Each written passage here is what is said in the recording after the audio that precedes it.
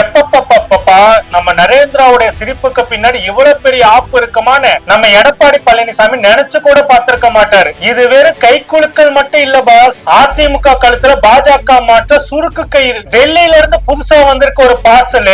ஆட்சியில கூட பங்கு இல்லைன்னா ஆகிடுவா நீ காலி பங்கு. 2.5 வருஷம் உங்களுக்கு, 2.5 வருஷம் எங்களுக்கு. என்னங்களா அது? இவங்க அரசு தீபாவளிக்கு சீட்டு பிடிக்கிற கணக்கால இருக்குது. இது பத்தாதுன்னு விஜய்க்கு ரத்ன கம்பளம். உன் வீட்லயே உனக்கு எதிரியை உருவாக்குவேன்னு அமித்ஷா போடுறாரு ஸ்கெட்ச் எடப்பாடியாரு. டெல்லி தாளத்துக்கு நீங்க ஆடுறது இருக்கட்டும், உங்க சொந்த கட்சிக்கான உங்க கூட ஆடுவானா? அதிமுக கட்சி பாஜகவோட கிளைக்கழகமா மாறப்போகுதா, இல்ல எடப்பாடி பழனிசாமி தன்னோட குள்ளநெறித்தனத்தை திரும்பவும் நிரூபிக்க போறாரா? 7வது நிமிஷத்துல அந்த ரகசியத்தை உடைக்கிறேன். அது வரைக்கும் வெயிட் பண்ணுங்க. மறக்காம மை சென்னை 360 சேனல் சப்ஸ்கிரைப் செய்தோட இந்த வீடியோவை உங்க நண்பர்களுக்கு ஷேர் செய்யுங்க. தோழர்களே, உங்க கருத்துக்களை கமெண்ட் செக்ஷன்ல தவறாம தெரிவிங்க.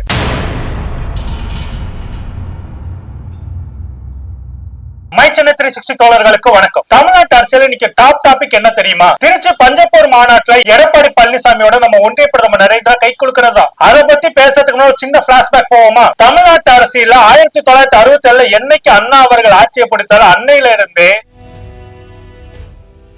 தமிழ்நாட்டுக்குள்ள தேசிய கட்சிகள் பலவீனமா தான் இருந்துட்டு இருக்குது. பேரறிஞர் அண்ணா, ஐயா கலைஞர், அம்மையார் ஜெயலலிதா அவர்கள் இந்த ஆளுமைகள் இருந்த வரைக்கும் தேசிய கட்சிகள் இவங்க நிழல்ல தான் ஒதுங்கி கிடந்தாங்க. ஆட்சியில பங்குன்னு எவனாவது டெல்லியில இருந்து வாய திறந்தா அன்னைக்கு அவங்க கூட்டணி காலி. திராவிட மண்ணில மாநில சுயாட்சி தான் கெத்து. அந்த கெத்தை விடாம இன்னைக்கு வரைக்கும் தமிழ்நாட்டுல இருக்கிறது யாருன்னா திராவிட மாநில முதல்வர் நம்முடைய திமுக தலைவர் திரு மு.க. ஸ்டாலின் அவர்கள் தான். ஆனா இன்னொரு திராவிட கட்சின்னு சொல்லிட்டு பேருக்கு தம்பட்டம் அடிக்கிற அண்ணா திமுக இன்னைக்கு என்ன நடக்குது?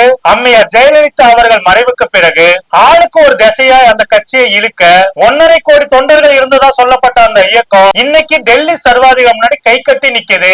இதை பயன்படுத்தி தான் பாஜக ஒரு மாஸ்டர் பிளானே போட்டிருக்குது. அது என்னன்னா, அதிமுக ஆபீஸ் கேட்ல என்ன பேசுறாங்க தெரியுங்களா? பியூஷ் கோயல் வந்தாரு, தொகுதி உடன்பாடு பற்றி பேசினாங்கன்னு தான் சொல்றாங்க. ஆனா உள்ள என்ன நடந்ததுன்னா, எடப்பாடி பழனிசாமிக்கு அமித்ஷா கொடுத்து அனுப்பின கசப்பு மருந்து பார்சல் ஓபன் செய்யப்பட்டது. நார்த் இந்தியாவில நாங்க பண்ற பார்ட்னர்ஷிப் மாடல தான் தமிழ்நாட்டில் பண்ணலாம்னு இருக்கோம். அதாவது 2026 சட்டமன்ற தேர்தலில் என்டிஏ கூட்டணி ஜெயிச்ச ஆட்சியில சரி பங்கா. எப்படி இருக்கு கதை பாருங்க. அதாவது முதலமைச்சர் பதவியில 2.5 வருஷம் எடப்பாடி பழனிசாமி, 2.5 வருஷம் பாஜக. என்னங்கிறது தமிழ்நாட்டு ஆட்சியை வந்து ஹாஸ்டல் ரூம் ஷேர் பண்ற மாதிரி டீல் போட்டுட்டு இருக்கீங்க.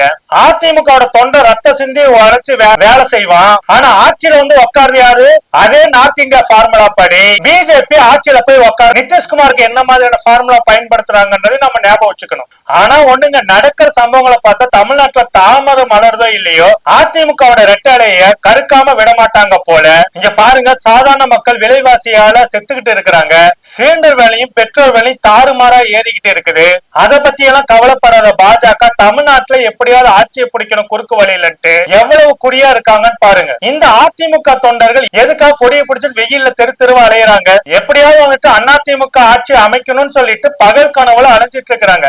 அதுக்கான வாய்ப்பு இல்லைனாலும் இன்னைக்கு இப்ப காலத்துல வந்துட்டு அந்த தொண்டர்கள் வேலை செஞ்சிட்டு இருக்கிறாங்க. இப்படி ஒரு டீலிங்க வந்துட்டு எடப்பாடி பழனிசாமி கிட்ட பாஜக தரப்பு பேசினாக்கா அந்த சாமானிய அதிமுக தொண்டனுடைய மனசு என்னவாகும்? இது கூட்டணிக்கு செய்யக்கூடிய பச்சை துரோகம் இல்லையா? எடப்பாடி பழனிசாமி அவர்களை அமித்ஷா கொடுத்த கசப்பு மருந்த நீங்க விழுங்குவீங்களோ இல்ல துப்புவீங்களோ? அதிமுக அரசியல் அதிகாரமே இப்ப நீங்க எடுக்க போற முடிவுலதான் இருக்குது. அடுத்துதான் முக்கியமான மேட்டரு. இவ்வளவு வேலை பண்ணதுக்கு அப்புறமேட்டு இது பத்தாதுன்னு சொல்லிட்டு அதிமுக மேலும் டம்மியாக்க அமித்ஷா கையில் எடுத்திருக்க அடுத்த ஆட்டம் தான் தற்கூரி விஜய். விஜயோட அரசியல் வருகையை பாஜக வந்துட்டு எப்படி எல்லாம் கொண்டாடுதுனாக்கா, ஒரு பக்கம் சிறுபான்மையினர் குறிப்பா கிறிஸ்தவர்களோட வாக்கு வந்துட்டு திமுகவுக்கு உலகம் விஜய் வந்துட்டு கொண்டு போவான்னு சொல்லிட்டு எதிர்பார்த்தாங்க. ஆனா அது வந்துட்டு அரசியல் காலத்தை சரியா எடுபடல. அதே சமயத்துல அதிமுக இருக்கக்கூடிய சிறுபான்மை வாக்கு விஜய் பக்கம் போயிடுச்சுன்னா என்ன பண்றதுனால வேற வழி இல்லாம விஜயையும் கூட்டணிக்குள்ள கொண்டு வரதுக்கான வேலையை வந்துட்டு அமித்ஷா தரப்பு தீவிரமா இறங்கி இருக்குது. இதுல பாஜக ஆடக்கூடிய ரெட்ட ஆட்டம் என்னன்னாக்கா, இதை வச்சுக்கிட்டு எனக்கு நீ அடங்கலினாக்கா உனக்கு மாற்ற விஜய் கொண்டு வரேன்னு சொல்லிட்டு மறைமுகமாக எடப்பாடி பழனிசாமி அதிமுகவையும் அமித்ஷா தரப்பு மிரட்டுது. இந்தியா முழுக்கமே சொந்த கூட்டணி கட்சிகளோட முதுகுல குத்துற வேலையை கரெக்டா பண்றதுல பாஜக அடிச்சுக்க ஆளே கிடையாது.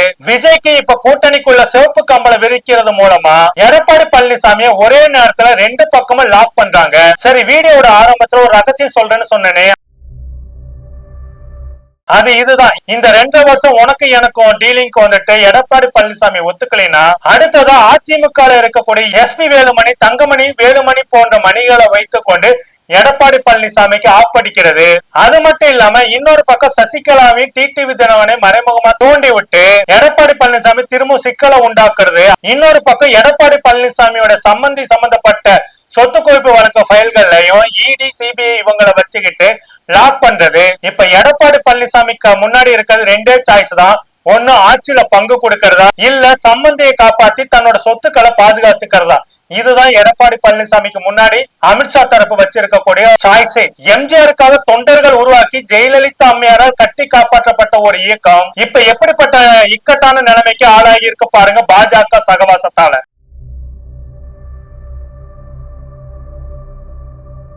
இங்க இதுதான் இப்ப மெகா ட்விஸ்டாவே இருக்க போகுது.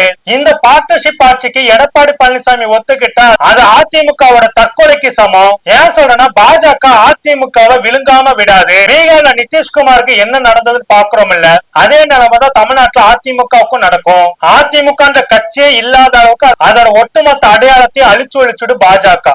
இங்க சாமானிய மக்கள் தமிழ்நாட்டுல எதிர்பார்க்கறது என்னன்னாக்கா தங்களுடைய பிள்ளையோட படிப்பை வந்துட்டு காவு கொடுக்க தங்க பிள்ளைகளுக்கு தேவையான நல்ல தொழில்நுட்பமான கல்வி வளர்ச்சியும் தங்களுடைய மாநில வளர்ச்சிக்கும் தங்களுடைய குடும்ப வளர்ச்சிக்கும் உதவி செய்கின்ற ஒரு நல்ல திராவிட மாடல் ஆட்சி தான் தமிழ்நாட்டு மக்கள் எதிர்பார்த்துட்டு இருக்கிறாங்க. ஆனா என்டிஏ கூட்டணியில அதிகார பசிக்கான ஆட்டம் தான் நடந்துட்டு இருக்குது. பாஜகவுக்கு தமிழ்நாட்டுல ஆணித்தரமா கால் ஊனணும். அதுக்கு அதிமுகவை ஊன்றுகோலா பயன்படுத்துறாங்க.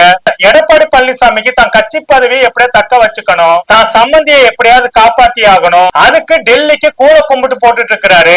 இதுல இவர் எங்க தமிழ்நாட்டோட உரிமை குறித்து மக்கள் நலன் குறித்து யோசிக்க போறாரு. கடைசியா ஒண்ணுதான் எடப்பாடி பழனிசாமி அவர்களே, நீங்க அதிமுக தொண்டனை நம்பி கட்சி நடத்துறீங்க, நீங்க அதிமுக தொண்டனை நம்பி அரசியல் பண்றீங்களா, இல்ல டெல்லி எஜமானர்களை நம்பி அரசியல் பண்றீங்களா? உங்களையும் பொதுச் செயலாளர் நம்பிட்டு இருக்கக்கூடிய அதிமுக தொண்டர்களுக்கு அதிமுக தொண்டர்களை ஏமாத்திட்டு டெல்லிக்கு குமாஸ்தா வேலை பார்க்க போறீங்க. உங்களை நம்பி இருக்கக்கூடிய உண்மையான எம்ஜிஆர் ஜெயலலிதா விசுவாசியான அதிமுக தொண்டர்களுக்கு உண்மையான தலைவனா இருக்க போறீங்களா, இல்ல டெல்லி எஜமானர்களுக்கு குமாஸ்தவாக போறீங்களா அப்படின்றத நாங்க பொறுத்திருந்து பார்க்க போறோம். என்ன விவர்ஸ், உங்களுக்கு என்ன தோணுது? இந்த 2 வருஷ பார்ட்னர்ஷிப் டீல எடப்பாடி பழனிசாமி ஒத்துக்குவாரா, ஒத்துக்க மாட்டாரா? என்டிஏ கூட்டணிக்குள்ள விஜய பாஜக உள்ள கொண்டு வருது, யாருக்கு ஆப்பா இருக்க போகுது அப்படின்றத மறக்காம மை சென்னை 360 சேனல் சப்ஸ்கிரைப் செய்வது, வீடியோவை உங்க நண்பர்களுக்கு ஷேர் செய்ய மறக்காதீங்க.